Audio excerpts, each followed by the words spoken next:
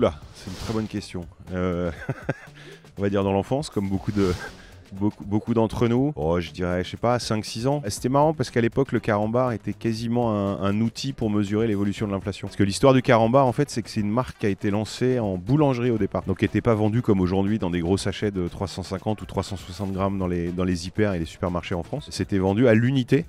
Dans les boulangeries et les bureaux de tabac. Il y a eu plein de cycles, il y a des élèves qui ont travaillé sur la conception des blagues, après des agences. Et aujourd'hui, c'est un travail conjoint entre des agences de créa et nos équipes marketing. Il y a assez peu de temps, on a signé un partenariat avec les sapeurs-pompiers de France, j'en dis pas beaucoup plus, mais qui aura une implication sur le contenu de ce qu'on pourra trouver dans les papillotes. Mais je fais un peu de teasing, le scoop c'est pour fin mai. Nous on a une activité, pour faire très simple, la présentation du groupe Carambar & Co. Le & Co regroupe beaucoup de marques, on a par exemple, si je prends les bonbons, qui fait à peu près 50% de notre chiffre d'affaires. On a évidemment la marque Carambar, mais on a Lutti, Créma, les pastilles Vichy, Lapi qui chante avec Michoco. Donc là, c'est la partie bonbons qui représente 50% de l'activité. Et on a aussi une activité chocolat qui représente du coup 50% aussi de l'activité, où on a des marques françaises comme Suchard et comme Poulain.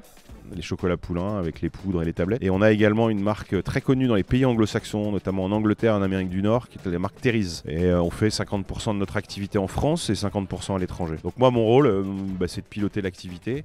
On a à peu près tous les métiers chez Carambar & Co. On a évidemment des usines de production qui sont toutes en France. Donc ça va de la R&D, de la conception d'une recette, l'industrialisation de ce produit, la commercialisation, des métiers de finance, de ressources humaines. Donc on regroupe à peu près tous les métiers d'une société qui travaille dans l'agroalimentaire. Alors il y a une étude qui est parue il n'y a pas très longtemps, issue de l'Institut Montaigne, qui explique que un enfant de 8 ans a consommé autant de sucre que nos grands-parents en fin de vie. Moi je dis toujours que nos marques, Lutti 100 ans, Carambar 70 ans, Poulain 180 ans, Créma 100 ans. Donc ces marques-là existaient à l'époque de nos grands-parents. Je pense que le sujet du sucre, c'est pas la confiserie. Le sujet du sucre, c'est peut-être un certain nombre de sucres ajoutés qui sont mis dans l'alimentation très transformée. Donc la confiserie a toujours existé. Et après, moi, je préfère appréhender ce sujet-là en disant vous pouvez manger des bonbons, mais n'en mangez pas trop. En revanche, faites du sport 2-3 fois par semaine et tout ira bien. Moi, je suis plutôt favorable à quelque chose qui existait il y a quelques années, c'est-à-dire que quand on mange un produit ou une dose d'un produit, on sait quel apport ça peut avoir dans une journée. Par rapport au fait de manger ce produit-là. Le Nutri-Score, à mon sens, a une faille, c'est qu'on compare sur la même échelle d'évaluation une boîte de petits pois et un carré de chocolat. Et évidemment, dans un carré de chocolat, il y a plus de matière grasse, il y a plus de sucre que dans une boîte de petits pois. Avoir la même unité de mesure et la même échelle de valeur sur des produits qui sont très différents me semble assez compliqué et perturbant pour le conso.